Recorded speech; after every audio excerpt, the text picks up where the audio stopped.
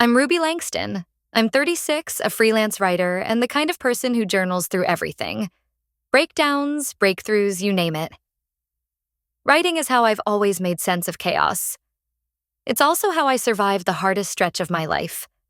3 miscarriages in 4 years, a brief hospitalization, and months of therapy. My husband Harris used to say my words had weight. I believed him. That was my first mistake. This story starts with a sound. A stupid, quiet sound. I thought it was the wind at first. Or maybe a podcast left running downstairs. It was nearly 2 a.m. and I had woken up alone in bed. Again. I wrapped my robe around me, patted down the hallway, and realized the basement light was on. The closer I got to the stairs, the clearer it became. It was my voice. Except, it wasn't. It was Harris. Reading. Reading me. Not out loud, not like a bedtime story. He was practicing, rehearsing. I stood halfway down the staircase, heart pounding, as his voice echoed off the unfinished concrete. I don't know who I am without loss. I've lived more lives than I can count, all of them grieving. He paused, then read it again, slower, like he was trying on the sentence. That was my line. Word for word, from an old journal entry I had written after the second loss. I froze. My mind did that thing where it tries to make everything okay, even when it clearly isn't. Maybe he found my old notebooks. Maybe he was planning a surprise? A scrapbook? A gift? But deep down, I already knew that wasn't it. I backed away, climbed upstairs, and locked the bedroom door. My breath was shaking. My hands were cold. I didn't sleep the rest of the night. The next morning, I tried to act normal. We had coffee together, like we always did. He joked about the neighbor's ugly new mailbox. I laughed too hard, just to stop myself from crying. Then, while he was in the shower, I did what I hadn't done in years. I opened his laptop. And I found it. A full manuscript. 236 pages. Title: Diving with Ghosts. A memoir. Author: Harris Langston. I read the first 3 pages in complete silence. Every paragraph was me, my therapy, my shame, my actual words, not just paraphrased, copied. From journals I hadn't even seen in 2 years. He had taken my story, changed a few names, made himself the survivor, and deleted me entirely. I slammed the laptop shut and sat on the floor, knees pulled to my chest, heart trying to claw its way out of my ribcage. I didn't say anything that day. I couldn't. I needed to think. That night, I watched him eat spaghetti and scroll Twitter like he hadn't just rewritten my life without asking. Like he wasn't rehearsing it in the basement like some sick one-man show. But the worst part came after dinner.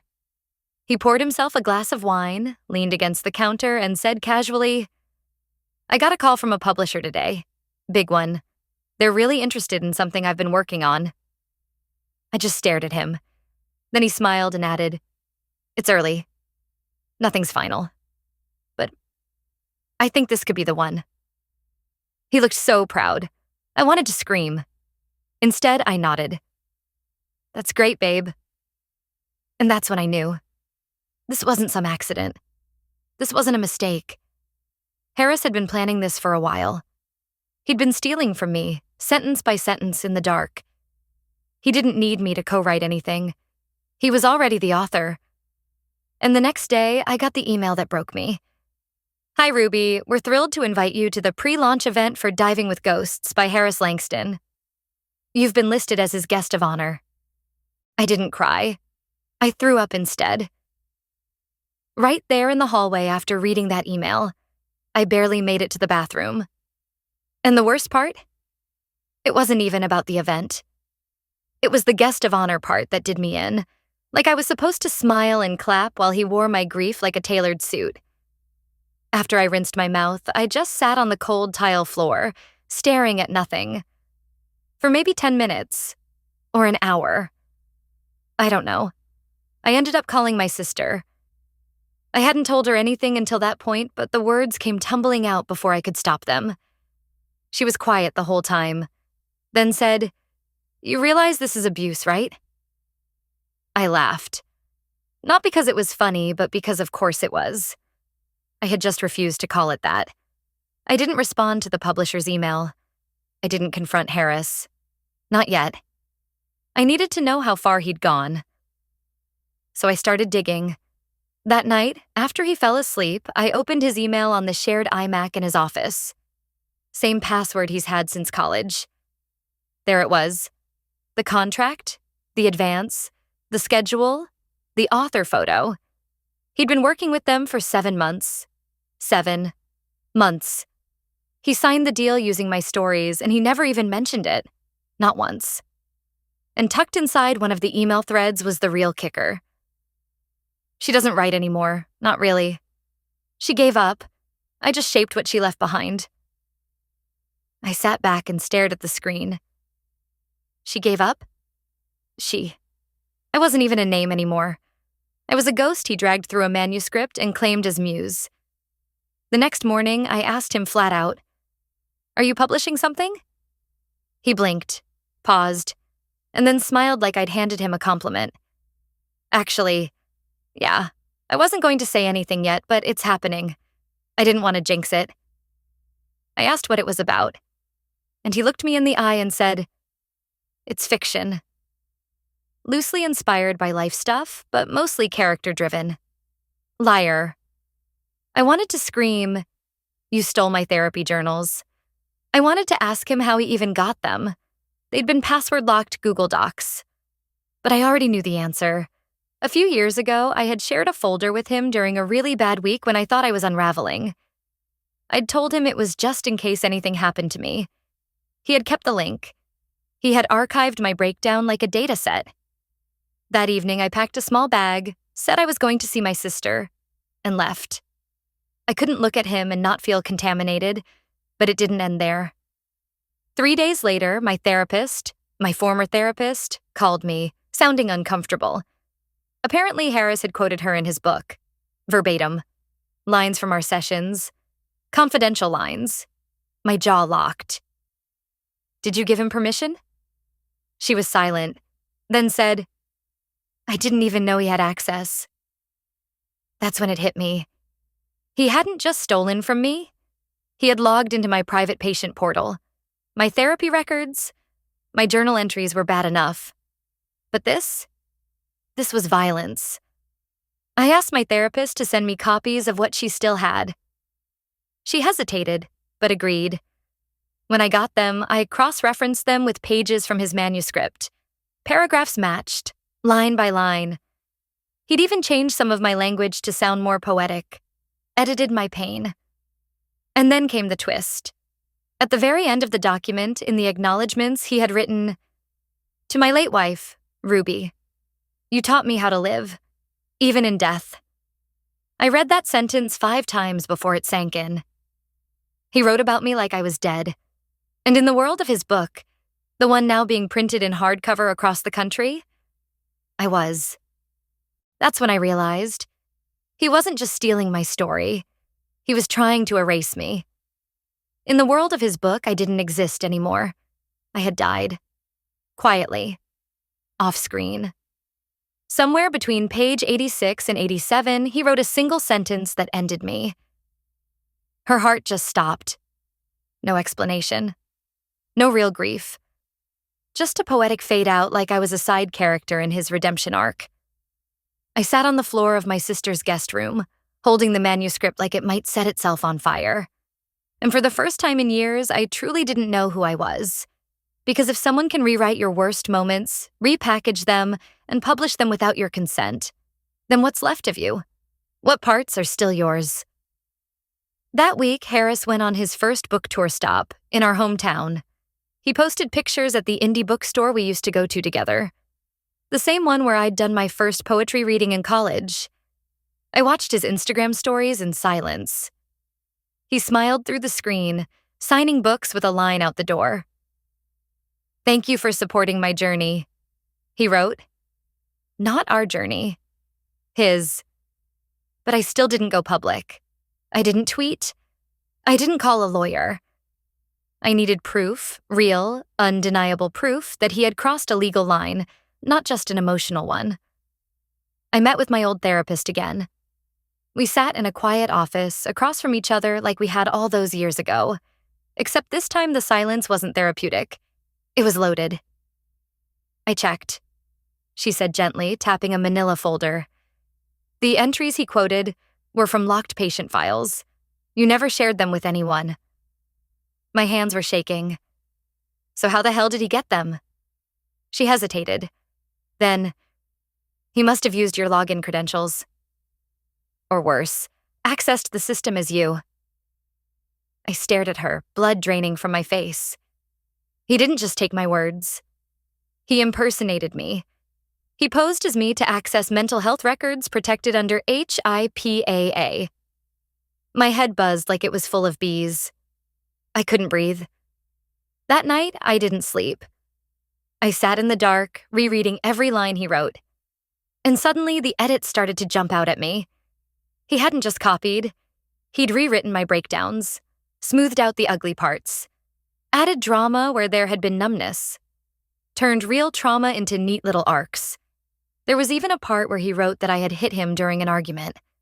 I never laid a hand on him. And that's when it hit me. If I didn't stop him now, the world would believe his version of me. The unstable wife. The one who lost her grip and became a tragedy he had to crawl out of.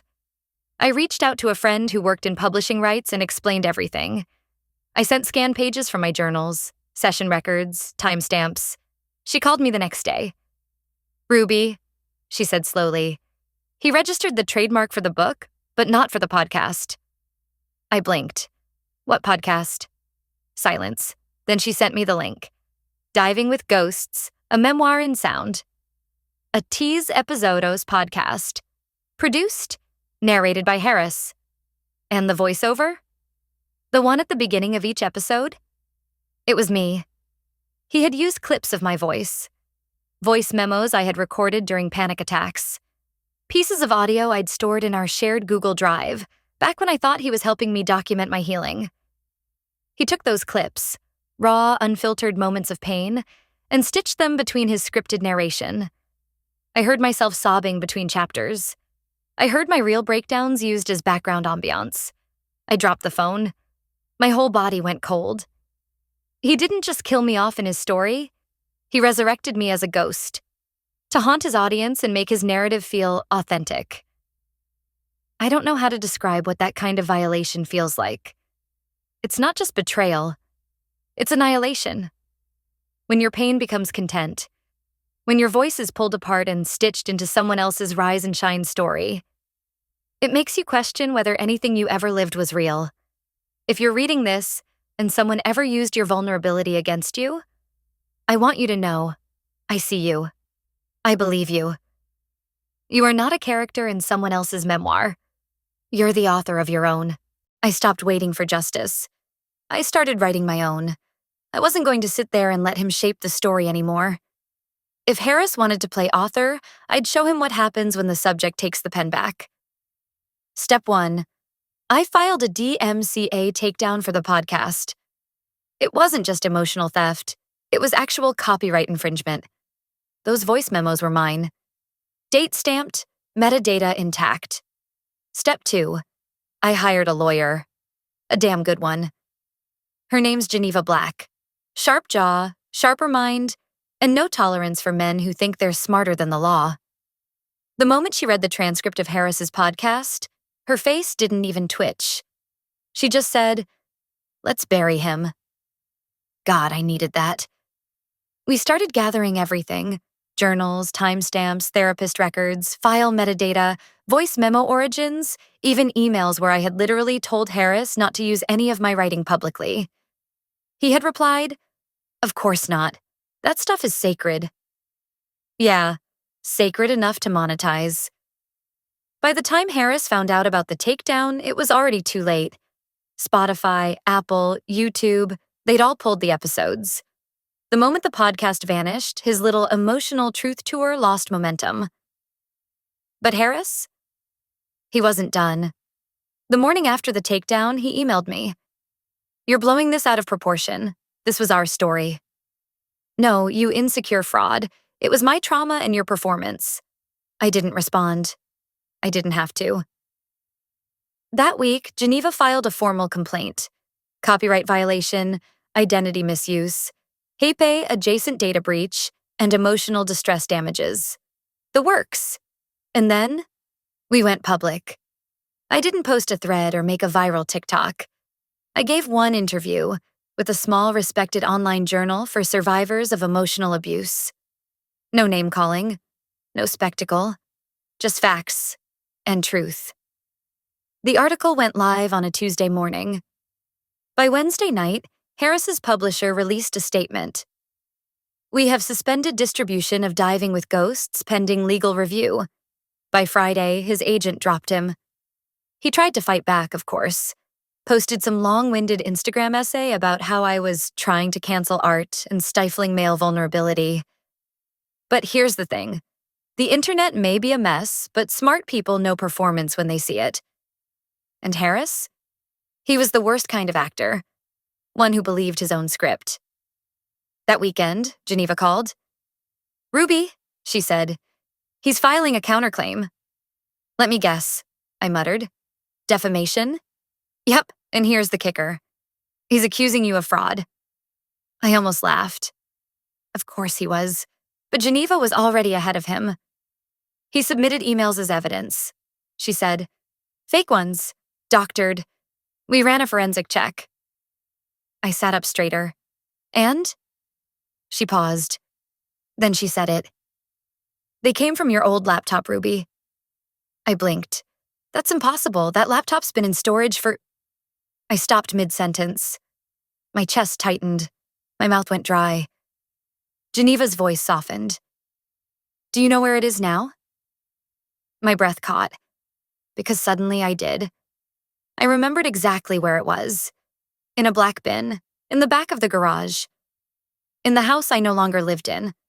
The house where Harris still kept his office. That night, I drove back. I told myself I was just picking up old stuff. I told myself I was being calm. But the second I stepped into that garage, flashlight in hand, and opened the bin, it wasn't there. The laptop was gone. But something else was inside. A folder, labeled RL, Legal Hold.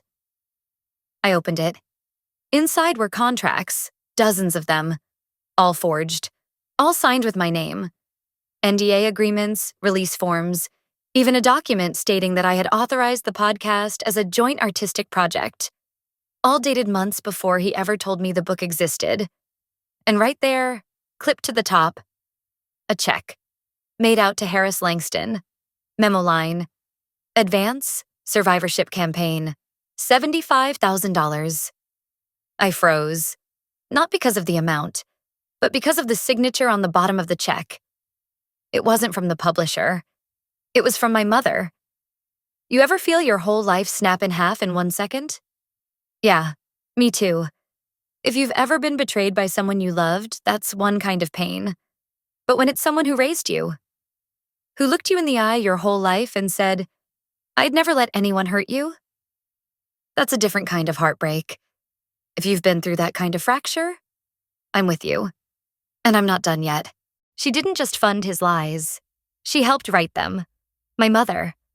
The woman who watched me unravel for years and called it growth.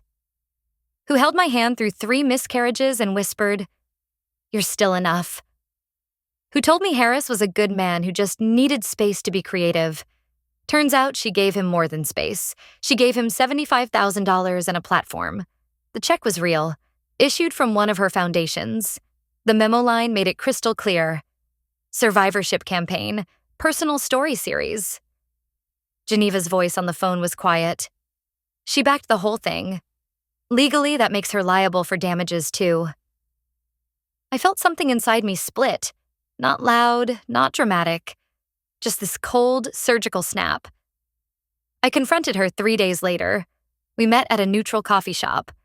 She wore that same scarf she'd given me after my first miscarriage. I couldn't stop staring at it. She smiled when she saw me. You look tired. You funded his book, I said, flat. She blinked once, just once, then stirred her coffee. I thought it would help you both. You weren't doing anything with your writing anymore? I laughed, loud enough for people to glance over. You stole it from me, just like he did. She didn't flinch. He was grieving too. I stood up. He was building a brand. And you? You gave him my blood and asked him to paint with it. I didn't cry. Not in front of her. I just walked out and let the door close behind me. The case went to court 2 months later. Harris tried to settle. Geneva said no. We had the voice memos, the forged NDAs, the access logs from my therapist's system. We had the financial trail leading straight from Harris to my mother's fund. Everything lined up. He looked smaller in that courtroom than he ever had in real life. The publisher testified that they would have never accepted the manuscript had they known the material was taken from unauthorized therapy records. The forensic analyst confirmed the forgery. The judge didn't need long. Harris was ordered to pay full damages, remove all published works, and issue a formal public retraction. His literary agent dropped him. His name was quietly erased from every panel, tour, and award list. And my mother? She wasn't charged, but she was named in the ruling as a contributor to reputational harm. Her foundation's board asked her to step down. She didn't speak to me for weeks. Then one day, she sent a single message. You could have handled this privately. I stared at that text like it was written in another language. I didn't reply. Some things deserve to be public. Some stories are meant to be dragged into the light, even if they tremble when they get there. Last week, I finally opened a blank document. Not to write about Harris, not to rewrite my past. Just to see what my voice sounds like again, without someone else narrating it. Turns out it's still mine. And it always was. Let them write their versions. Let them print their lies. There's nothing more dangerous than the woman they tried to edit out, who lived to tell the truth herself. The lesson I've learned? Not everyone who stands by you when you're at your weakest wants to see you strong again. Sometimes the people who say, I love you, are the most afraid when you finally find your voice. If you've ever gone through a kind of betrayal that didn't have a clear name, I want you to know. You're not crazy. You're not weak. And you're not alone. Tell me your story in the comments. I truly read everyone. And if you want to stay close to journeys like this, you already know what to do. There are still so many truths left to be told.